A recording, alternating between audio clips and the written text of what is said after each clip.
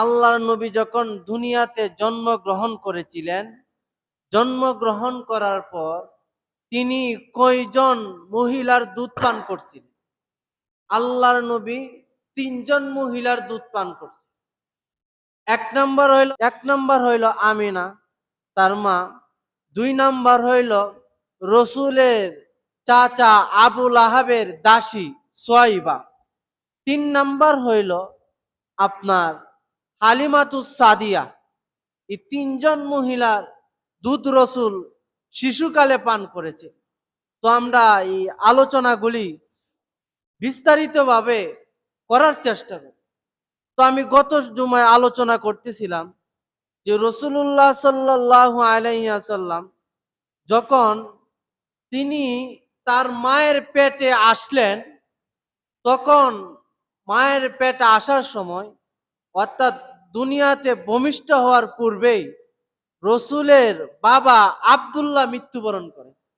তা আপনারা জানেন যে রসুলের দাদার নাম ছিল আব্দুল মুত্তালিব। কি ছিল ভাই? জুড়ে বল। রসুলের বাপ চাচা ছিল ১০ জন। কয়জন ছিল? রসুলের ফুফু ছিল ৬ জন। কয়জন? রসুলের চাচা বাপ চাচা ছিল ১০ জন, রসুলের ফুফু ছিল ৬ জন। তো আল্লাহর নবীর দাদার নাম আব্দুল মুত্তালিব। রসুল যখন দুনিয়াতে এখনো আসে নাই, দুনিয়াতে আসার পূর্বেই রসুলের দাদা আব্দুল মুত্তালিব রাসূলুল্লাহ সাল্লাল্লাহু আলাইহি ওয়াসাল্লাম তার বাবা আব্দুল্লাহকে আব্দুল মুত্তালিব মদিনাতে পাঠায় খেজুর আনার জন্য। আব্দুল মুত্তালিবের আদেশে রাসূলুল্লাহ সাল্লাল্লাহু আলাইহি ওয়াসাল্লামের আব্বা আব্দুল্লাহ মদিনায় চলে গেলেন খেজুর আনার জন্য। আব্দুল মুত্তালিবের আদেশে গেলেন মদিনাতে খেজুর আনার জন্য। ঘটনা চক্রে রাসূলুল্লাহ সাল্লাল্লাহু আলাইহি ওয়াসাল্লাম তার বাবা রাস্তার মধ্যে ইন্তিকাল ফরমাইলেন।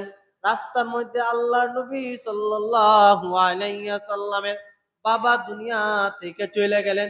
তো জন্মের আগে রসুল তার বাবারে হারাইলেন।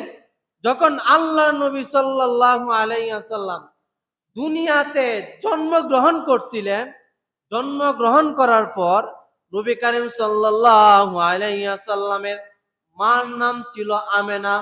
আল্লাহর নবী সাল্লাল্লাহু আলাইহি ওয়াসাল্লাম তার মা আমেনা তাকে কিছুদিন দুধ পান করাইলেন। দুধ পান করানোর পর রসুলের চাচা আবু লাহাবের বাদী সোয়াইবার দুধ রসুল পান করেন। আরবের মধ্যে একটা নিয়ম ছিল, যখন একটা শিশু জন্মগ্রহণ করবে, জন্মগ্রহণ করার পরে ধরেন আপনাদের এলাকায় একটা শিশু জন্মগ্রহণ করছে, এই শিশুটারে অন্য এলাকায় ১ বছর বা ২ বছরের জন্য অন্য একটা এলাকাতে দিয়ে দিবে। দিয়ে দেওয়ার পর ওই এলাকার একজন মহিলা লালন পালন করবে। লালন পালন করার পরে আবার এই সন্তানরা কি করবে? তার বাবার কাছে কি করবে? তার মায়ের কাছে রিটার্ন ফেরত দিয়ে দিবে, যেন ওই ছেলেটা এই শহরে গিয়া বা ওই গ্রামে গিয়া যেন গ্রামের আবহাওয়াটা, গ্রামের প্রাকৃতিক দৃশ্যটা তার শরীরে যদি লাগে তাহলে সন্তানটা সাধারণত হুষ্টপিষ্ট হয়। এই জন্য আরবের নিয়ম অনুযায়ী রসুল যখন জন্মগ্রহণ করলেন, তো রসুলের মা আমেনা রসুলকে কিছুদিন দুধ পান করাইলেন। তারপর এই রসুলকে দুধ পান করাইলেন আবু লাহাবের দাসী সোয়াইবা। তারপর রসুলকে দুধ পান করানোর জন্য অন্য কোনো একটা এলাকাতে দিয়ে দিতে হয়। তো হালিমা সাদিয়া রাদিয়াল্লাহু তাআলা আনহা তিনি আপনার এই শিশু বাচ্চা নেওয়ার জন্য, একটা শিশু লালন পালন করার জন্য তিনি শাম থেকে মক্কাতে আসলেন। তো হালিমা বলতেছেন যে আমি এমন একটা দরিদ্র মহিলা ছিলাম যে আমার আরেকটা সন্তান ছিল যে অনেক ক্ষেত্রে আমরা এমনও রাত্র গেছে যে আমি হালিমা সাদিয়া, হ্যাঁ, বকরির উলানে দুধ না থাকার কারণে আমরা কি করছি, সারা রাত্র ক্ষুধার্ত অবস্থায় কাটায় দিছি। কিন্তু আমার এই সন্তান, যে আমার সন্তানটা ছিল, এই সন্তানটার নাম ছিল আব্দুল্লাহ। কি ছিল? রসুলের বাবার নাম আব্দুল্লাহ, রসুলের দুধ ভাইয়ের নামও ছিল কি? আব্দুল্লাহ। কি ছিল ভাই? দুধ ভাইয়ের নামও আব্দুল্লাহ ছিল। তো হালিমা সাদিয়া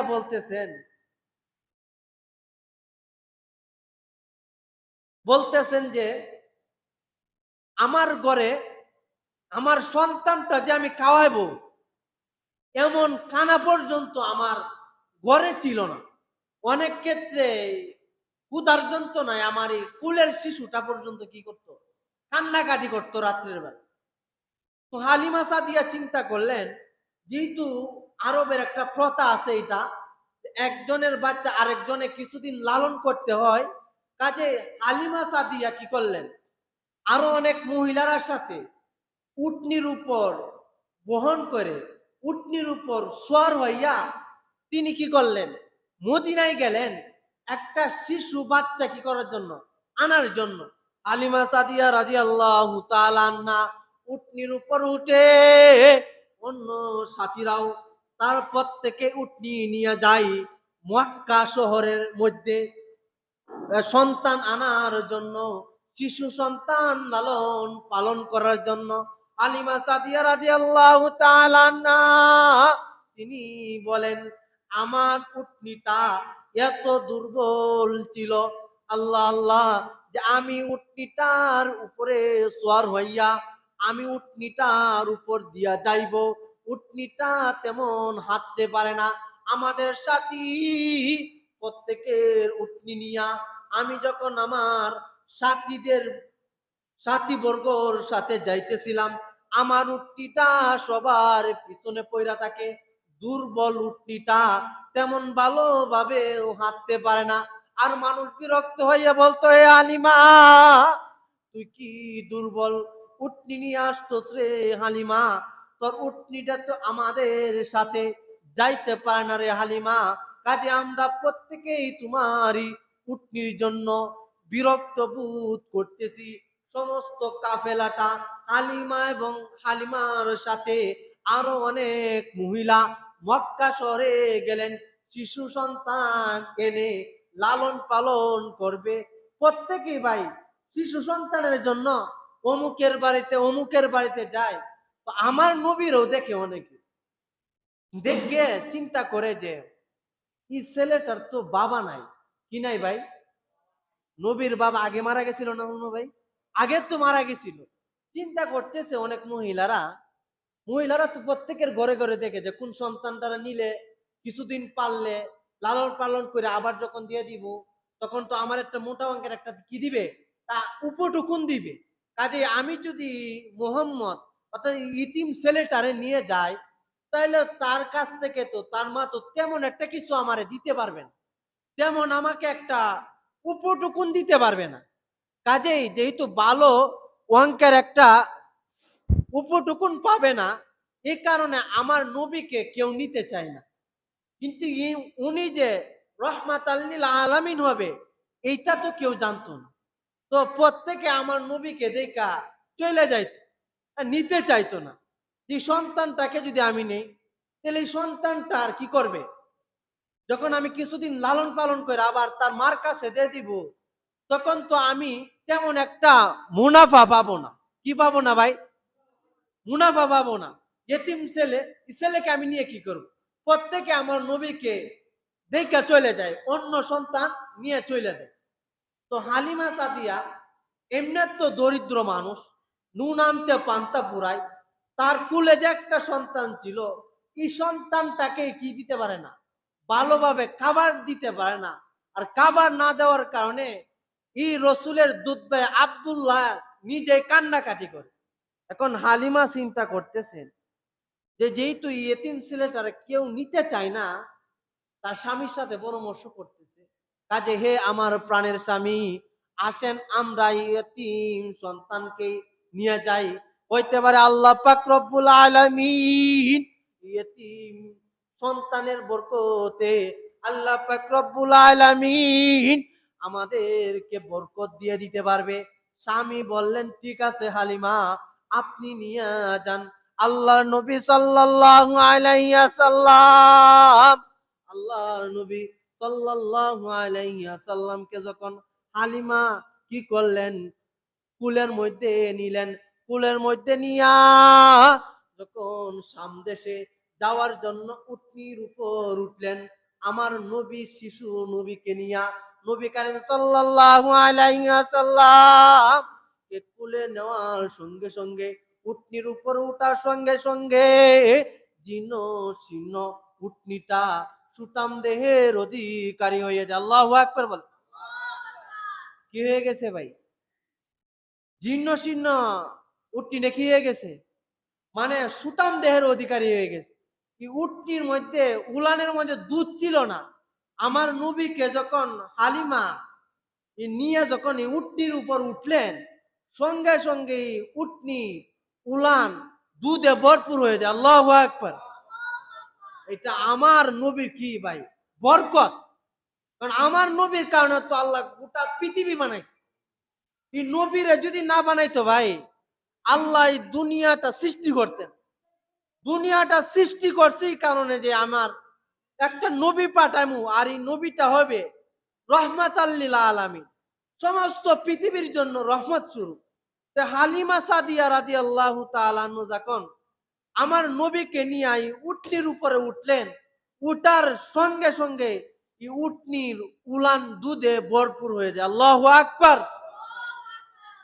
ভাই যখন উটনির উলান দুধে ভরপুর হয়ে যায় যে উটনির মধ্যে এক ফোঁটা দুধও ছিল না তখন হালিমা সাদিয়া স্বামী বলতেছেন হে হালিমা আপনার তো সোনালী কপাল, কেউই শিশুকে নিতে চায় না, তেমন মুনাফা পাবে না, এই কারণে আর আপনি সন্তানকে কুলে নিয়া মাত্র উটনির উপর আরোহণ করলেন, আরোহণ করার সঙ্গে সঙ্গে এক ফোঁটা দুধও ছিল না উটনির উলানের ভিতরে, আর আপনি মোহাম্মদকে উটনির উপর নিয়া যখন সর হইলেন সঙ্গে সঙ্গে উটনির উলানগুলি দুধে ভরপুর হয়ে গেল। সুবহানাল্লাহ বলতেন না? তো হালিমা সাদিয়া প্রত্যেকে কি করলেন, হালিমা এবং তার স্বামী উটনি থেকে দুধ দহন করলেন, দুধ দহন কইরা তৃপ্তি সহকারে পান করলেন। আল্লাহু আকবার। মেরে মুহতারাম দোস্ত আর বুজুর্গ, রাসূলুল্লাহ সাল্লাল্লাহু আলাইহি ওয়াসাল্লাম কে যখন মক্কা থেকে হালিমা সাদিয়া কুলে কইরা উটনির উপর উঠা যায়, উটনিটা সঙ্গে সঙ্গে উটনির আপনার শক্তি বেড়ে যায়। অন্য অন্য মহিলাদের সাথে যখন হালিমা সাদিয়া রাদিয়াল্লাহু তাআলা আনহা উটনির উপর আরোহণ কইরা যাইতেছেন, প্রথমবার যখন আসে সবার পিছনে থাকতো হালিমা সাদিয়ার উটনিতে, হ্যাঁ, কারণ দুর্বল থাকার কারণে। আর এখন সবার আগে হালিমা সাদিয়া রাদিয়াল্লাহু তাআলা আনহার উটনিটা তাকে সমস্ত বান্ধবীরা বলতেছেন হে হালিমা আপনি এটা কোন ধরনের উটনি আনলেন? আপনি যখন আমাদের সাথে আসছিলেন তখনই উটনিটা সকলের পিছনে পড়ে থাকতো, আর এখন কোন উটনি নিয়ে আসছেন যা এখন আপনার এই উটনিটা সবার আগে দ্রুত গতিতে চলতে পারে? আল্লাহু আকবার বলতেন না? কিন্তু এই উটনিটার পাওয়ার আছে নাকি আমার নবীর এই উটনিটার উপর নিয়ে সর হয়েছে দেখে এই উটনিটার পাওয়ার বাড়ছে? ভাই নবীরে এই উটনির উপর সর হওয়ার কারণে আল্লাহ কি করছে, এই উটনির পাওয়ারটা বাড়াইছে। আল্লাহু আকবার বলতেন না? রাসূলুল্লাহ সাল্লাল্লাহু আলাইহি ওয়াসাল্লাম কে যখন নিয়া আপনার শাম দেশে চইলা গেলেন, শাম দেশে চইলা যাওয়ার পরে তো আরো আজীব কাহিনী। এতদিন হালিমা সাদিয়ার আরব যুগে মানুষের ছাগল বেশি পালতো। কি পালতো ভাই?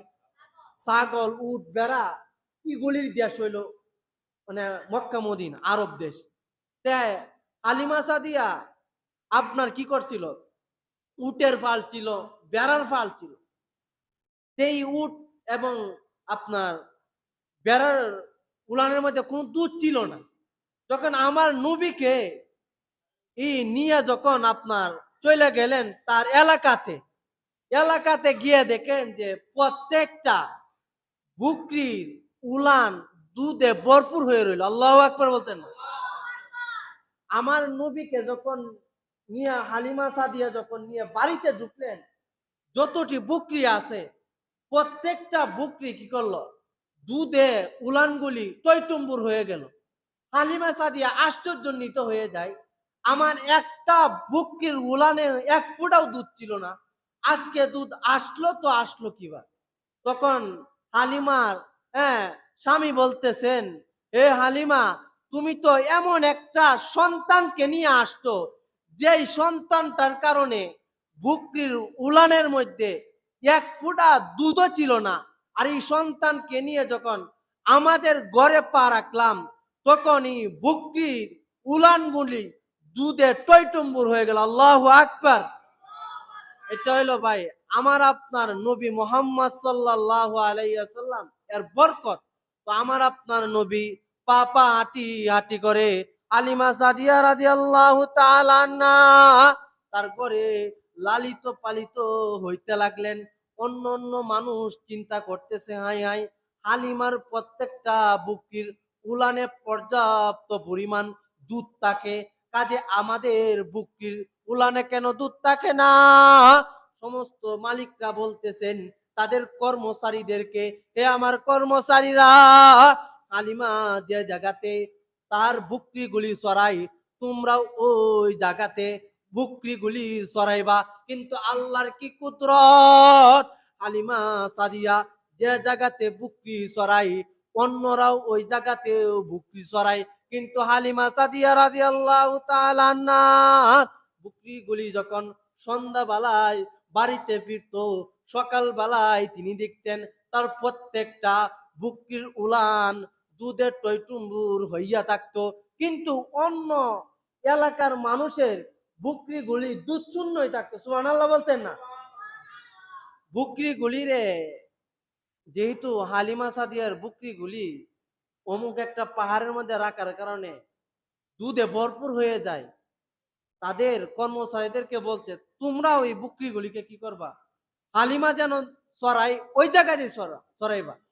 ঠিক রসুলের দুধমা হালিমা যেখানে বকরি চড়ায়, আপনার অন্য অন্য রাকালগুলি ওই জায়গাতে চড়ায়, একই জায়গাতে চড়ায়, একই টাইমে যায়, একই টাইমে কি বাড়িতে ফিরে। তো তাদের বকরির উলানগুলি দুধে কি থাকে, শূন্য থাকে। আর হালিমা সাদিয়ার দুধে বকরিগুলি দুধে টইটুম্বুর হয়ে থাকে। আল্লাহু আকবার বলতেন না? এটা কি কারণে হয়েছে ভাই? আর একটু আসতে কোন, কি কারণে হয়েছে? আওয়াজ দিলে আলোচনা, কি কারণে হয়েছে ভাই?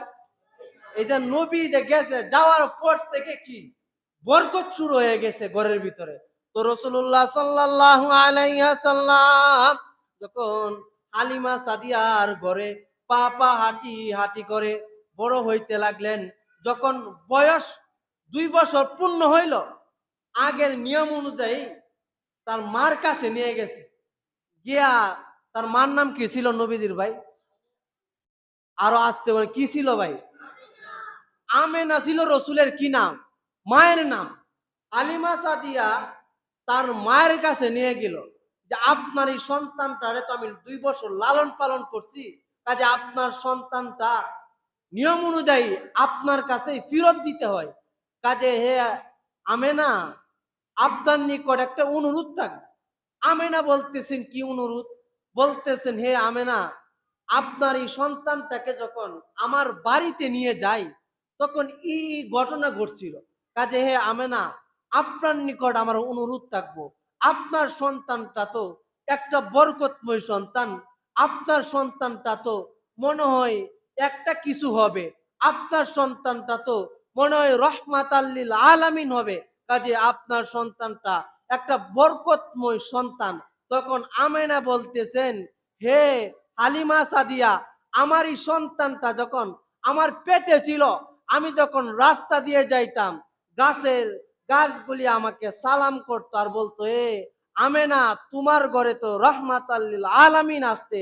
যখন আমি রৌদ্র দিয়া কোনো জায়গাতে হাঁটতাম, তখন উপরে আয়া মেঘমালা আমাকে ছায়া দিত। যখন আমি উত্তপ্ত বালুর মধ্যে পা রাখতাম, পা রাখার সঙ্গে সঙ্গে উত্তপ্ত বালুগুলি ঠান্ডা হয়ে যেত। আল্লাহু আকবার। শুধু আমেনা সাদিয়া, হালিমা সাদিয়া কি ঘটনা বলতেছেন যে আমার এই সন্তানটা যখন পেটে ছিল, শুধু তাই না, যখন আমি পানি আনার জন্য কুয়াতে যাইতাম, কল কল কল কল কইরা পানিগুলি উপরে উঠে যাইতো। আর পানিগুলি বলতো, হে আমেনা রে, তোর আসার কি দরকার ছিল? তুই যদি আমাদেরকে অর্ডার কর, আমি তো গিয়া তোর ঘরে গিয়ে ভরপুর করে দিয়ে আসবো। আল্লাহু আকবার বলতেন। যখন আমেনা এই কথাগুলি বললেন, তখন হালিমা